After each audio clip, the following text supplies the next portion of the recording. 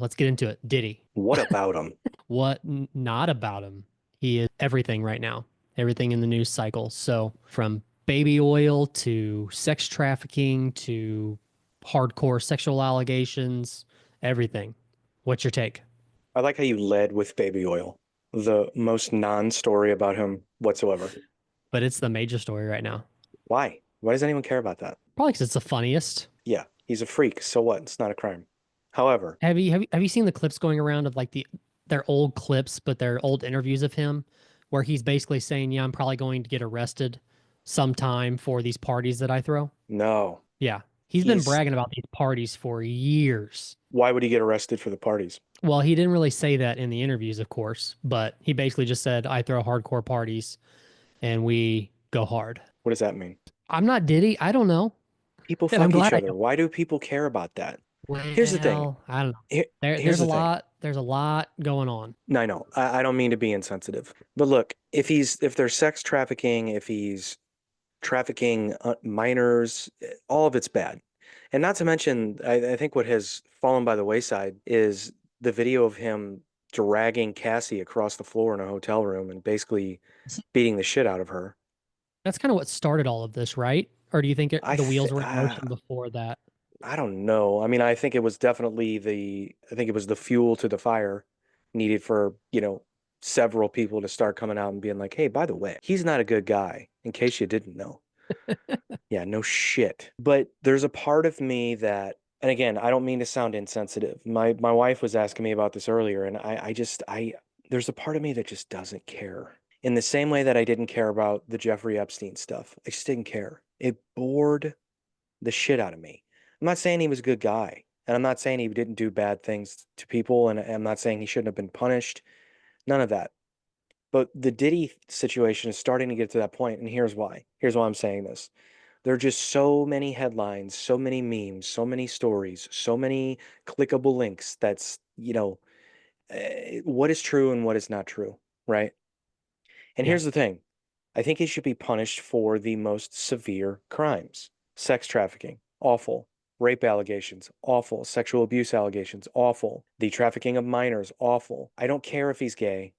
I don't care if he fucks dudes on the side. And to be honest with you, I don't care if those dudes get fucked by Diddy on the side and cheat on their women. I don't care. Not my business. It's not a crime. Are they good people? No. No. But not my business. I don't care. So it's like, are we going to go after the stuff that really matters, or are we going to just focus on this petty bullshit like baby oil? Well, I think the FBI is going after the things that actually matter. I think the media is taking over on the stupidity As usual. because that's what it does. And that's what we do. Yeah, well, let me ask you a question. And I think it's an important question that no one has ever asked about this guy for the longest time. And I'm not even talking about now. Forget now. Before all these things started coming out. No one has asked this, and I feel like I'm the only person asking this, and maybe a few of my friends joke about it. But what is he good at? What does he do? He's built this empire. And this is the thing. This is what I said to my wife. She was like, do you think he's going to get punished? I hope he gets punished if this is true and this is true, this is true, this is true. I just said, look, this dude probably has so much dirt on so many connected, important people that he's likely Oh, not I'm going to be sure. punished. You got to think about it. This I don't, dude built an I empire don't without know. having a talent. What is his talent? He's not a producer. He's not a songwriter. He's an EP on everything, right? Yeah, he discovered Biggie. You know what? You and I could have discovered Biggie. If we were out on the street in Brooklyn and heard him freestyling, we would go, whoa, that guy's probably got some talent, right? Maybe we need to get him in front of the right people. I don't want to downplay his success in the music industry, but what people need to understand is that he built that success because of corruption. Plain and simple. There's no way, there's no way you can be untalented and build an empire like he built and influence so many people and be a power player like he has been for years and not have dirt and not be somewhat corrupt. It's just impossible. And the music I industry mean, alone is a corrupt business. So that's what I'm saying. When he has dirt on yeah. people, I'm not talking about Jay-Z. Forget about all that. I'm not talking about his Yeah. quotes here, air quotes here, friends. Forget about them. I'm talking about people who have funded the lives of so many people through shady business deals and corruption Right. via getting, you know, forget about the music industry. I'm talking about through the banks, through law enforcement, through the FBI, through the government. You know that these people have, everywhere they turn, there's an angle. They're doing something. They're manipulating this. They're corrupting this. They're doing a back alley deal with this organization, and it's a hush hush thing. So, It's like so if the ties run that deep, why do you think he's in prison at all right now? Just because of the people that are not connected and are I think not? it's because of the baby oil, clearly. Well, no, I think a lot of the things that they have discovered. Okay. Yeah. But you can get indicted for a crime and you didn't commit the crime, and you have good lawyers who are also corrupt and they get you off. I think it's amazing that no one is really looking at the bigger picture of this. It's like this dude became so powerful, but yet they never asked how or why. And I mean, it started with Bad Boy Records, correct? sure, well, that's all it is. I mean, obviously, it started with Bad Boy and then it turned into all of the deals he's made throughout his career with MTV, with Viacom, with all of these companies that have funded and not only funded, but have heavily, heavily promoted his business. And that's why it stayed afloat for so long. But when you look up his story as to like, how did Bad Boy become Bad Boy, you don't really get a lot. Who created it with him? So, okay, he was an intern at Uptown Records. He was fired, and then he founded his own label shortly after he was fired. Okay. How easy is that to do? Or do you think he had a lot of connections already? It's a good question, an important question. How much did he already have? How Yeah. much leverage did he already have to go, all right, fine, I don't need you. I'll start my own label. Is it easy to start your own label? No, it's not easy. If it was, you and I would start our own label and we would be successful with a record label. Raised Yeah. on the Okay. Radio Records would be flourishing right now. No, That I'm sounds not pretty cool saying though, it's doesn't easy. It does have a ring to it, actually. But I'm not saying it's easy. But what I am saying, back in the 90s, especially in hip hop, a lot of these guys were understanding they were and this reminds me, we don't have to do it this episode, but we need to watch this video of Master P talking about how he started his label and how he basically did everything on his own. It is so fascinating to hear this guy talk about it and talk about the music business and how he navigated his way through it without ever really bowing down to the major record labels. It's fascinating. We'll do it another time Okay. because it will take a while because it's a pretty long video, but it's fascinating to hear him talk about it. But nonetheless, you have guys like Master P, you have guys like Diddy in the 90s that started their own label, that started doing their own thing, and they were able to build up a successful business venture behind it. Now you ask the question, was it just because of the music? Who was really pulling the strings? Who was getting this done for them? I feel like with Diddy, and let me look this up some more. Let me do some more research here. But I feel like with Diddy, it's always been kind of a mystery, right? Like Well, people for the longest time believed he discovered some real incredible artists that really pushed that label over the top, and that's how it happened. But it's okay. What were we gonna but say? but at what point do you get big enough that you feel like you have so much leverage over all of these artists, like to, go our way or go no way kind of a situation? Did you ever hear? My wife was telling me the story about Rihanna, about her getting locked in a room Yeah, at there are Diddy's several women mansion, who are saying that that's happened to them. and basically they said, "You sign with us, or you're going out the window." So the last lady that came out, I don't remember her name. I don't know if you want to look it up, but yeah, she basically claimed the same thing. No, not, well, yeah, locked her in a room. Him and his bodyguard raped her. But here's the thing I would say about that. After we're hearing all the things we're hearing about him, do you think he really wait? He probably did this to let the other dude get some action, right? Seems to I be I his don't MO. know, but It's like use his I power have to like seen. please other people, you know? Yeah, and another name, I seen another name of a woman that was basically saying that she was gifted to someone else by him, the same kind of scenario, which is really an awful way to put it, but that was her words from what I seen. Bad Boy's origins date to 1992 when 23-year-old record producer, not a record producer, Sean Combs decided to found his own label, called it Bad Boy. Combs, sometimes called Puffy, because of his short temper, was born. Okay, I don't care. After his sophomore year college, Combs left to work full time at Uptown. He quickly moved up through the ranks until he was made director of artists and repertoire (A&R). His job included developing talent. Okay, So he worked with acts such as Jodeci, Mary J. Blige. Okay. This was at Uptown. Yeah. Okay. A few months after the label was formed, Combs was fired, reportedly for insubordination. Imagine that. And Combs quickly found a new home for Bad Boy at Clive Davis's Arista Records. The approximately $1.5 million deal gave him creative control over the label's product, which Arista would distribute. So there's the important thing right there. Okay. So, and that's what people got to understand about the music industry, and especially back when people were doing this with labels. Start your own label, sure, but you need distribution. That's the biggest thing. So it's through Arista, which Arista I at that time would have been, I think maybe a part of Warner, but maybe not. Maybe it was before Warner's. I'm trying to think, 93.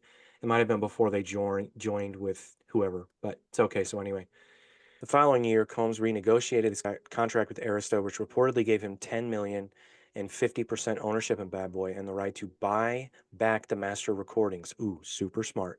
And Arista's stake in 2003. I want to know what he was producing though. He wasn't the dude in the studio making the music. He was a Yeah. conductor. Again. So nonetheless, and Arista was a big record label back in those days. So again, Yeah. I remember the name. you're able to, well, that one band, we did a throwback a while back, a few episodes back, the From Zero. Remember? Yeah. Yep. They were on Arista. Okay. Um, that's when Arista was trying to dip into the new metal craze. But anyway, so you have to ask yourself, it's like how much power and how much corruption is used that you start a record label, you don't have an ownership stake yet, right? You're gifted this money to get it off the ground by a major record label. And then shortly after that, what happens where they go, you know what, we're going to give you 50% ownership stake and you get all the master recordings back, which is ultimately how you're going to make your money. When the Right. distributor says, you own the masters now, Yeah. that money's going to you, which is a huge Right. deal. It's Right. interesting, man. It's interesting to look over his history or kind of revisit his history. And you could do this with anyone, to be honest with you. But I mean, especially in hip hop from those days. But I always found him annoying because I feel like, and look, that was the criticism of him from a lot of people in hip hop. Like, why is this dude always got to be in the videos? Why is he always talking on the tracks? Why is he got to be the face of the artists? Let the artists do their thing and you be in the background, right? And then that turned into his own career as an artist. Dare I say a rapper, which is a joke, but The ego probably had a big part to play in that. if you inflict that sort of influence and that sort of power over your artists, and then the fans and the consumers go, well, he's the guy. Yeah, Biggie's the star, but he's the guy responsible for it. It's like, no, he's not. He didn't write rhymes for fucking Biggie. You know what I mean? Like, Yeah. Right. it's an interesting thing to think about, and I think it's an interesting way to go back and piece together who is this guy really? Because if you look at all the stuff now, you go, this guy's got to have some dirt. Got to have some dirt. And then through the way in the industry, you're a major power player. You form friendships, you form business relationships with folks, and you get over on them. And like you said before we started, it's like all of these people have stayed radio silent. Where's Jay-Z talking about this? And apparently there was a list of folks who go to these parties that you find gross. Some of them were underage. One of those underage folks at those parties was Beyonce. What was Beyonce Right. doing underage at one of these parties? Now, is she allowed to attend a party underage? Sure. What was she Right. doing? What was she being forced to do? What was she being asked to do? Right. Well, Right? see, the funny thing is that he is like all of this is because he is like has all these videotapes. Because every single party has been videotaped, every angle in every room for everyone, and it's like the Which again, funny do you thing have is to do that that if you're his not protecting his something? well, well, that's my point. That's why he did it was because he was holding leverage over all of these people. But it's like your downfall is going to be your leverage that you have over other people. Okay, so he has these weird, freaky parties, right? And a bunch of people go. You record them, you videotape them, and there have been people who have spoken out being like, "Yeah, I was invited to one and I went and I just went. I was just there because it felt like a cool place to be. I didn't fuck, I didn't get fucked. I didn't take any drugs. I didn't I wasn't But again, I offered. don't know if you have that choice. I also It's want what do you think what do you think about Bieber? He was really young at the time. Do you think what think about anything's him going to being at come these out? parties. Yeah. Do you It's think odd. he I know, but do you think it's going to come out that he was involved in anything against his will or anything like that? Let me ask you this. You're 15. I have the keys to the kingdom. I have the keys to a good life for the rest of your life dangling in front of your face. How far are you willing to go to achieve that life? Either way, you're 15. Understandable. It's So it gross doesn't matter. It doesn't matter. It's not your whatever choice you make doesn't matter because it's on the because you're a people who minor. are of age, not you. Okay. Agreed. I've seen way too many Law and Order SVU episodes to dispute that. However, that's what the music industry is. I get it. Dude, that's why, it was so funny. I've asked this to people before because I remember when Paramore was getting big, and I remember when bands like Paramore and bands like, say, you remember the band Metro Station? I don't think I've They had ever the heard that in song, my life. okay. The Billy Ray Cyrus's son was in the band. I didn't know Billy Ray Cyrus had a son, so okay. Yeah, he was in a band called Metro Station. They were like an emo pop sort of band. They had a song called Shake It. Got pretty big. It's actually really fucking catchy. But nonetheless, I remember talking to people who were in bands. We were hanging out one time, and I remember that video came on. And these were people who were in the industry. They had been signed by an independent record label, and they just kind of scoffed at it and said, "Imagine what, imagine what we would have done with the time if we were signed when we were 15 versus 20, 19 and 20." Right. And I go, "I don't think you want to Hmm. imagine that." That's what I said. This is a long time ago. And this is before I've compiled all of these thoughts, but I knew enough to know through talking to record labels, they want to sign young artists so they can develop them and so they can shelve them and so they can manipulate them into doing things because you're young. You're incredibly, not only are you oblivious to the business, but you're oblivious to the world, dude. Yeah. Yeah, you may have lawyers, you may have managers. And guess what? They're working with the labels, they're working with the people. But I remember Yeah. telling those guys, like, you don't want to know what would have happened if you got signed at 15. It might not have been great. And you might not be where you are now, or you might not be happy. You don't seem happy because you're worried about Metro Station. But nonetheless, it's Right. like, I don't know if you want to know that. But I remember being in a meeting with a record label on the phone, on speakerphone. I was 23, right?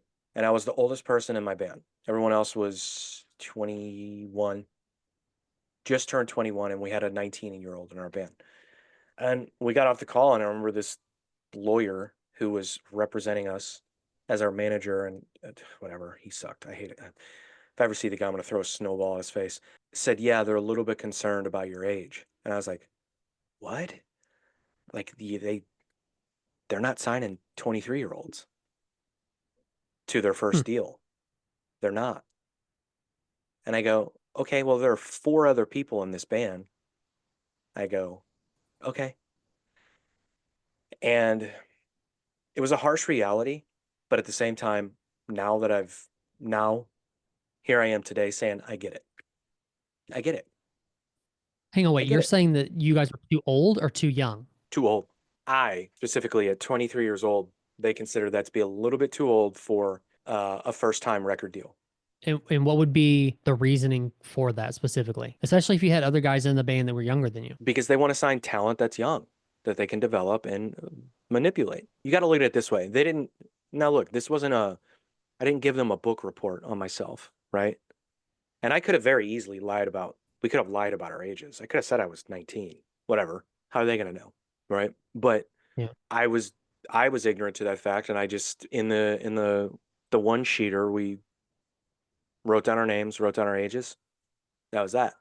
Right. So as they're going through things, you got to think of it this way. They're looking at, if you're a record label and you want to sign a band to a 6 record deal, sign your life away for 6 records, essentially get locked into a shitty contract, and they have control over you for a long time. Do we want a 23-year-old? Because by the sixth record, they're going to be nearly 30, probably over 30. But also, how much life experience does a 23-year-old have versus a 19-year-old? Most 23-year-olds in the real world have been through college. They've been educated. They're trying to be in the workforce. They're a little bit more keen to understanding some of these things. How old do you remember? We talked about this. It's been probably a year ago, but remember the whole Chevelle thing when they came out and said they've never made money off of their Yeah, records. They've only made money off of touring and stuff. How old do you think they were when they signed? Because didn't they sign like a 7 record deal or something like that? most bands Something did back then. crazy. Most bands did. So you think so? What Six I'm trying six to say is, records typically. do you think that's the same scenario you're talking about? They signed them young, or you think they were just like one of those bands? It's like just we want a record deal so bad and just Most took it. bands are. Dude, I Gotcha. would have done anything back in those days. Yeah. I mean, Yeah. wouldn't have sucked a dick, but I would have done. I I could have been influenced by them to do a lot, musically speaking. You know what I'm saying? So so what about kind of changing direction a little bit? But so was J Lo ever part of Bad Boy? On the actual record label, no. No. Okay. Mm-mm. I just knew that they dated for a while, and I didn't Yeah. know if she was part of Bad Boy at that Which, by the time. way, where is she? Why aren't you saying anything? Well, so I was wondering if you had heard that because there is a conspiracy, Yeah.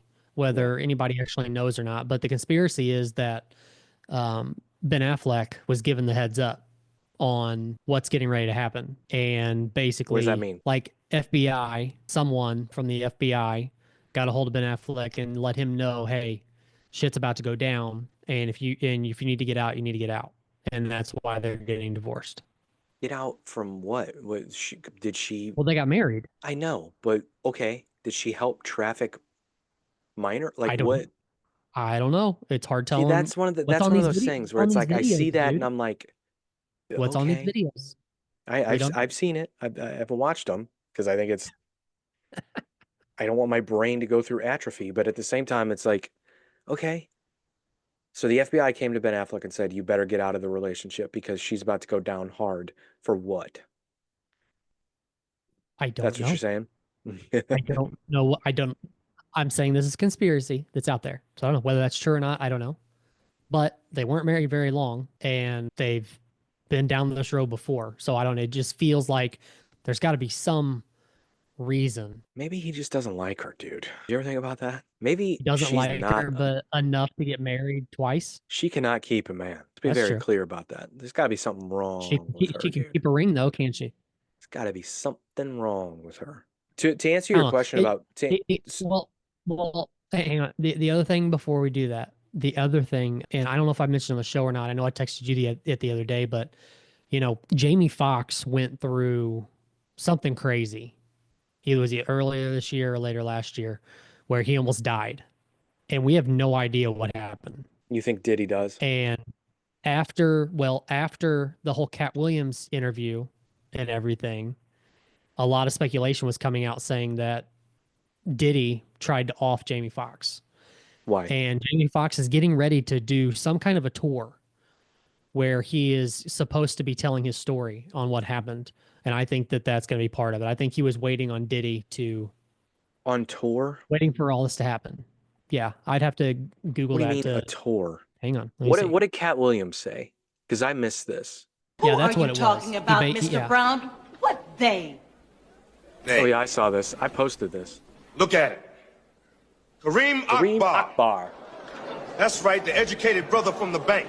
He's the real head of the CMB. One of my favorite movies of all time. You know what movie that was, right? I don't. Or we know? Oh. That's from New Jack City, dude. Watch it, please. Oh, okay. Okay. All right.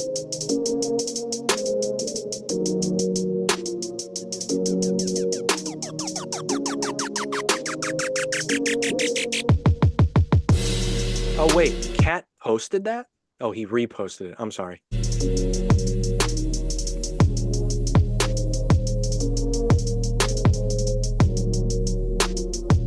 All right, whatever. I don't know. We don't have to keep spending time on that. So but if Cat Williams says he's gonna snitch, I mean, he's worried about being poisoned in prison, so he's not eating. I did see that, but I wasn't sure if that was just a clickbaity thing or if that was true. But I mean, I don't know. I mean, I understand his ties run deep, but there's a lot of, even down to Tupac and Biggie. That there's people saying that there's ties that P Diddy was the He had one them that both killed. had them both killed, and Dude, here's the thing. Well, didn't they find the person that killed Tupac. That Keith D, is that who? Dwayne Keith Davis, a former gang leader, was indicted on murder charges in connection with Oh the yeah, yeah, 96. yeah. Oh yeah. Okay, you're right. You're right. I'm sorry. I But couldn't remember the name. but again, we're talking about 1996, and he was just Right. indicted when earlier this year, Yeah. last year. Yeah. No, it was. This came out. Yeah, I I'd say mean, it's been a year. so doesn't that? I mean, isn't that sketchy? A little bit. To think, A little okay, yeah, bit. he's the guy. Now, was he the guy that was hired? Is the question. People have to understand when Tupac was shot and killed, he was in a very public place. He just got in a very public altercation. Who knew? Who knows how many people wanted that guy dead? I get it. Just because of that altercation alone. So what's the conspiracy that he had Biggie killed? Why? And I have watched videos about this because my ties to the music of Biggie for so many years were. I was just talking to a friend about this. I feel guilty about this in a sense because I sort of played favorites because Tupac literally is one of my favorite artists of all time. So when that whole thing was going down, and again, I'm a fucking stupid kid, but I took sides and I was like, Tupac, fuck Biggie. And I didn't learn about or like learn to love Biggie's music till much later in my life. But I've watched videos because of this. I've watched videos about people talking about how Diddy would have had him killed because he's still making money off his name today. And it would have been the easy route. But I'm like, well, how's that the easy route? If he's still alive, he's still making records, he's still making money off. Who knows what happens, you know? What was it? Was it something about him potentially going to a different label or something? I never heard that. Is that I don't know. oh I feel like I heard that. Maybe I'm wrong. I don't know. I mean, you could probably Google why would P Diddy have Tupac killed, and you'll probably get 1,000 conspiracies. Tupac or Biggie? Well, either one, I guess. Again, you're probably gonna get 1,000 conspiracies either way. Did you ever see that that documentary about the East Coast West Coast thing when it was at the Source Awards and Suge Knight got up on stage and was talking about Diddy and it started this whole big thing and they actually interviewed Diddy about it and he's like, this motherfucker's talking about me. I can't believe this. You've never seen that footage? Mm-mm. It's I can't remember from what documentary it is. Real quick, I don't know who this is. It's called Hype Beast. Yeah. But it Yeah, yeah. says Biggie Smalls was supposedly trying to leave Diddy's Bad Boy Records prior to his death. Several people who were interviewed for the piece corroborated the story, stating that Combs was in a battle against the late rapper's lawyers as he was attempting to regain his publishing rights. I will never give it up until I'm dead and my bones are crushed into powder, the exec said. So that's enough to kill him? Said Biggie was absolutely about to leave Puff. I know for a fact he told me that. Says everybody was wanting to leave Puffy. So yeah, I think he was trying to make a statement, which I mean, I guess if it was never proven that you were a part of it, then your statement really wasn't made unless it Yeah. was just a, well, people know it was me kind of thing. Right. First of all, I'd like to thank God. Second of all, I'd like to thank my whole entire Death Row family on both sides, you know what I'm saying? They're in Brooklyn, by the way. I'd like to tell Tupac to keep his guards up. We ride with him.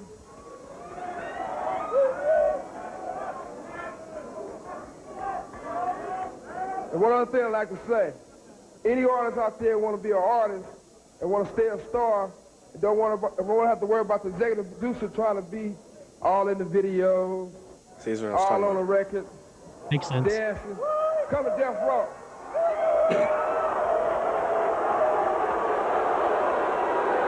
Oh snap!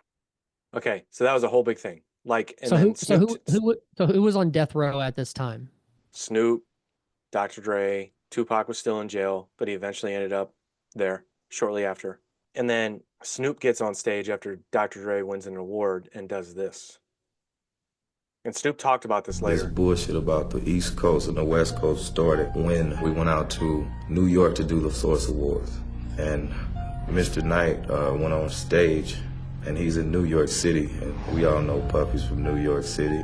Any artists out there want to be an artist and want to stay a star, and don't want to have to worry about the executive producer trying to be all in the videos, all on the record, dancing. Come to Death Row.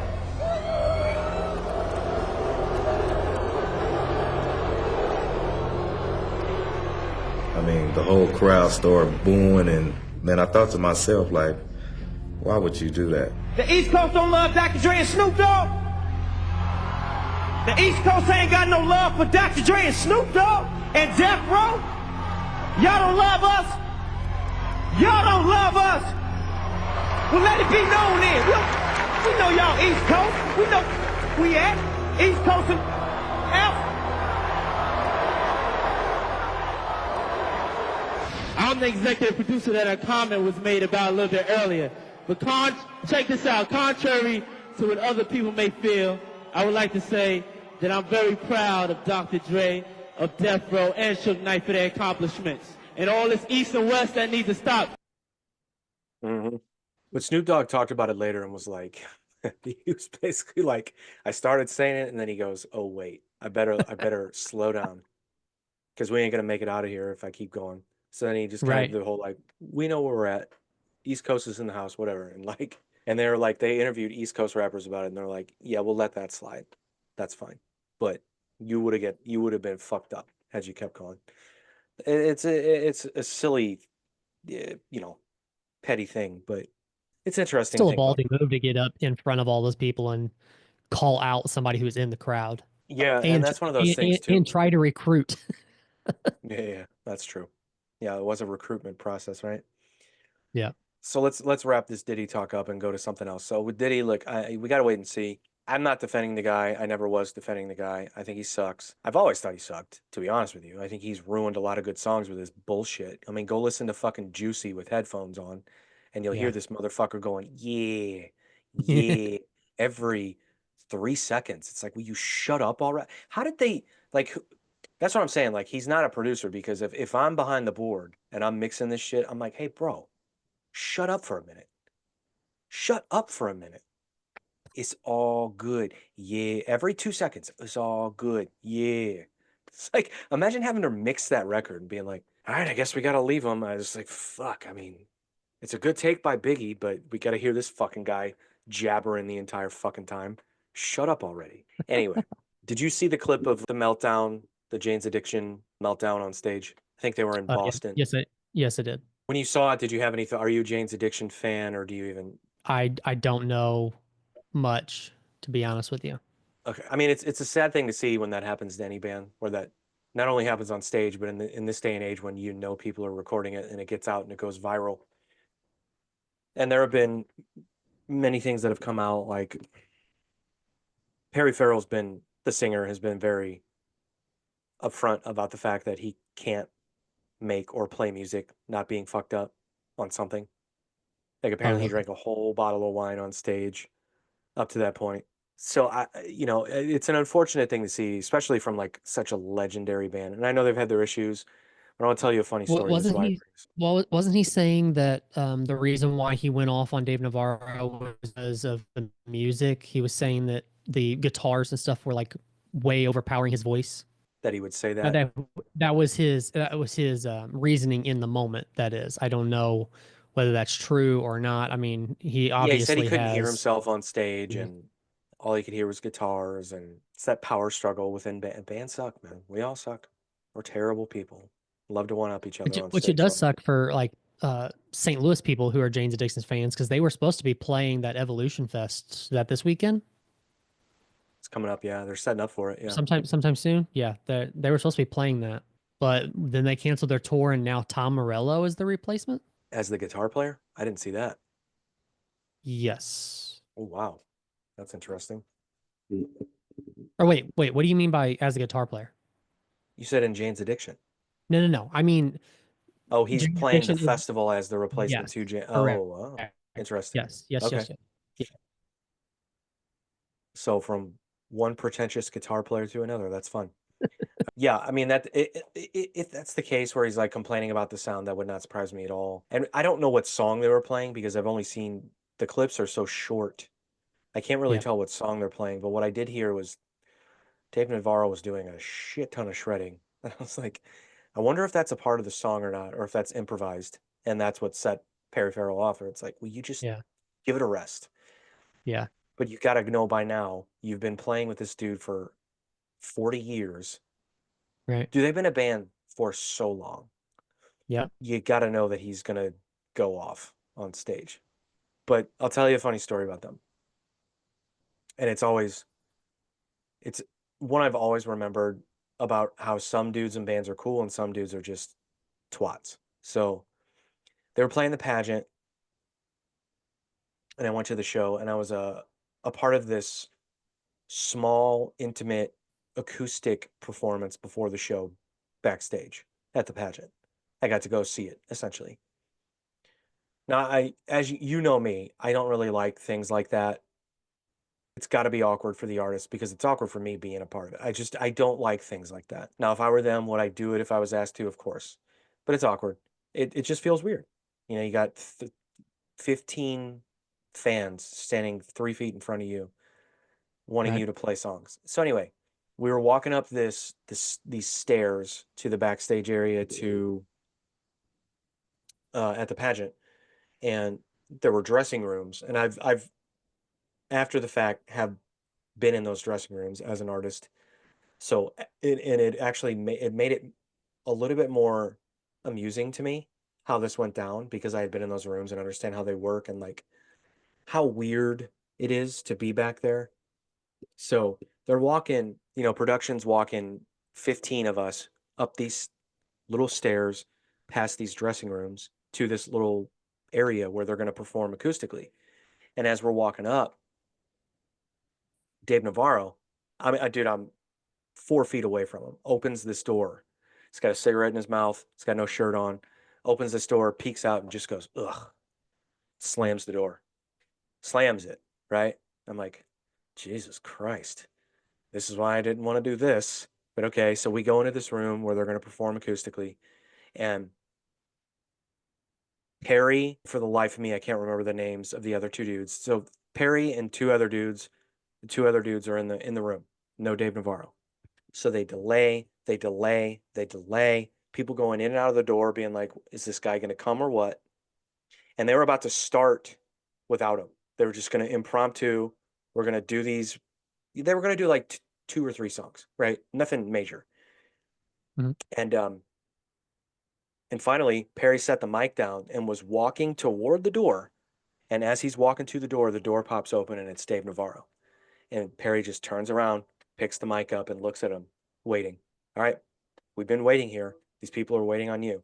And to be honest with you, it was so awkward. Everyone saw it. Everyone knew what was going on.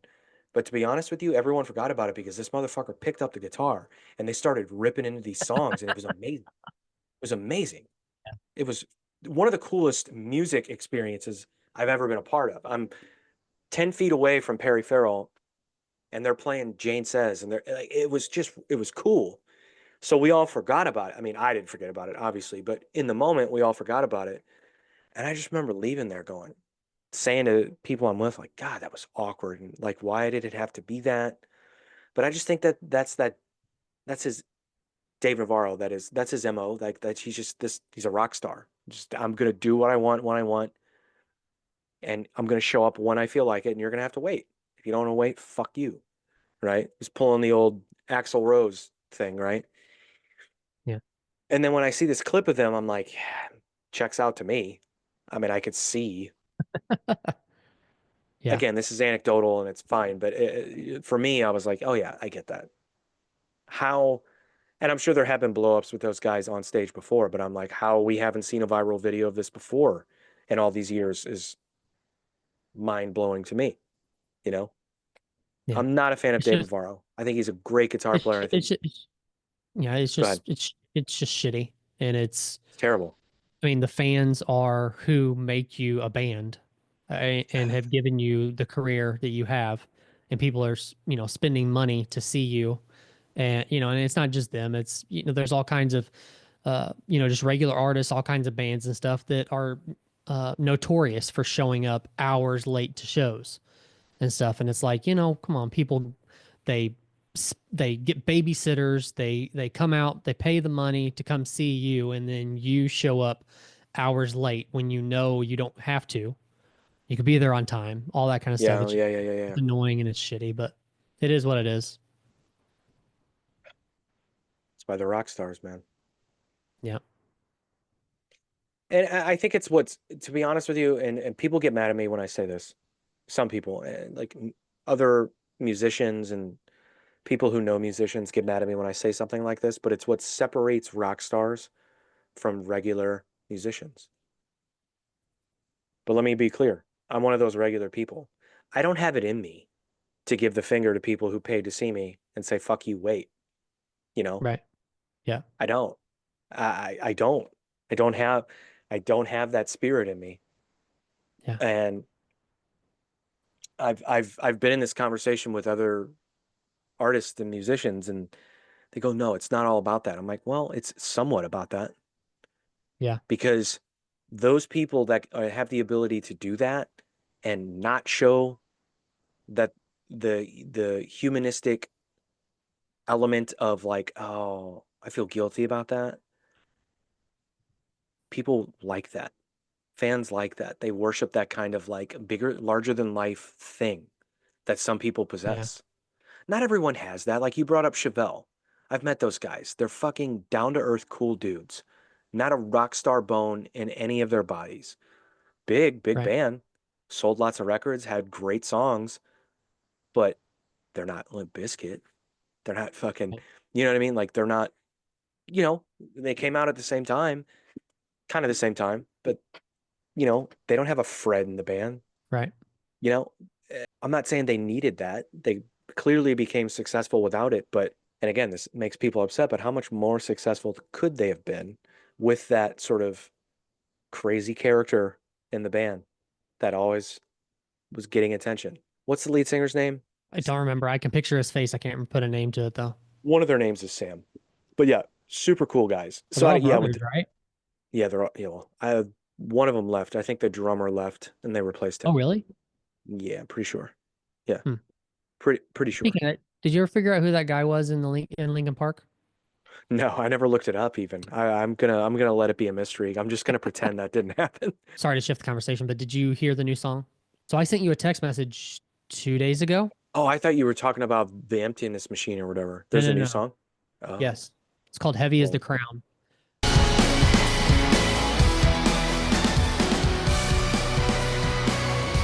And honestly, the song's not bad. It's pretty good. It's very Linkin Parkish already from what I'm hearing. Honestly, the song is pretty good. It's pouring in, you're laid on the floor again. One knock at the door and then we both know how the story ends. You can't win if your white flag's out when the war begins. Aiming so high but springing so low. Trying to catch fire but feeling so cold. Hold it inside and hope it won't show. I'm saying it's not, but inside I know. Today's gonna be the day you notice. Cause I'm tired of explaining what the joke is. This is what you asked for. Heavy is the crowd. Fire in the sunrise. Ashes raining down. Try to hold it in, but it keeps bleeding out. This is what you asked for. Heavy is the crowd. Turn to run, now look what it's become. Outnumber 10 to 1. Back then should have bit your tongue. Cause it heavy is the crowd.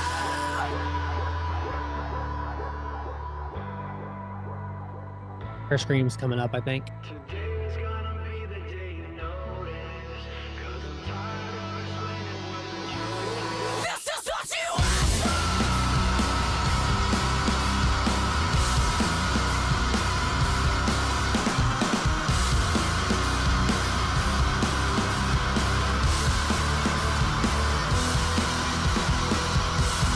This is what you asked. Cool. So there's that. I don't hate it. Don't know how I feel about it. I'm gonna listen to the whole song on my own. Are they trying to prove a point? Just with the scream itself. I think it's You think they're Uh, trying to say, hey, we'll be okay. yeah. All is well. She can do this too, basically. But again, can she Yeah. do the giving up scream and it be good? I don't know. No one can do that. It's Let's so be very- nuts. Let's be very clear here. No one can do that. What's your throwback? Do you remember the band Default? Yeah. Butt rock at its best right there, homie. It is. Okay. It is. It is. So we can either Yeah. do Sick and Tired from Default, or we can do Crawling in the Dark from Hoobastank. Well, let's go default. Who Okay. Stanks too obvious. Do I know this song? Oh that a yeah, hit? it was their biggest one. Yeah. Was it? Okay. I Yeah. don't know Yeah. the names. It's under 3 minutes. I'm not mad at them. Not by much. Would have by been 1 5 second. minutes. I would have turned it off, guy.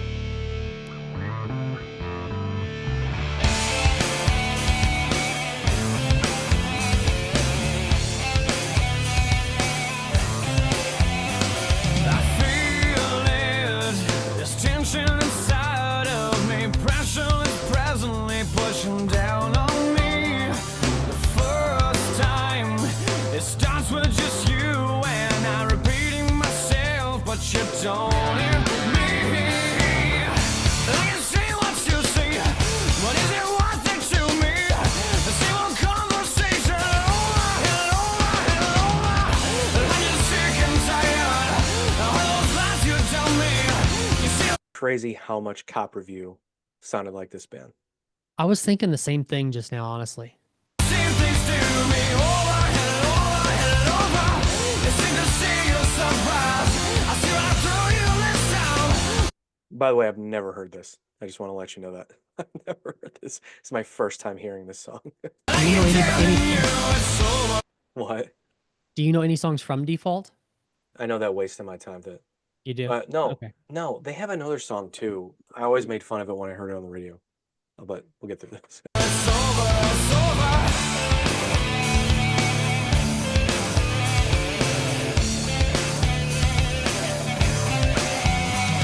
You've taken these things that belong to me, twisted so tightly and torn so carefully. The last time it ends with just you and I alone in a room with these torn bad sheets. I can see what you see, and it ain't worth it to me. The same old conversation over and over and over. And I'm just sick and tired of all those lies you tell me. You say all the same things to me over and over and over. You seem to see your surprise.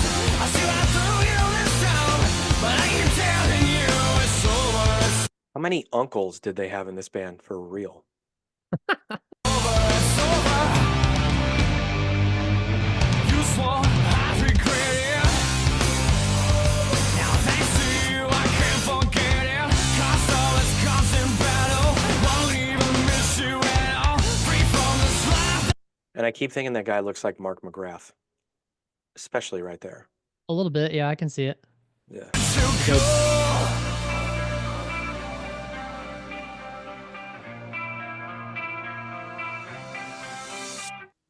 I'm just sick and tired of all those lies you tell me. You say all the same things to me over and over and over. You seem to see your surprise. I see right through you this time, but I keep telling you it's over, it's over, it's over. And I'm just sick and tired of all those lies you tell me. You say all the same things to me over and over and over. You seem to see your surprise. I see right through you this time, but I keep telling you it's over, it's over, it's over. Streets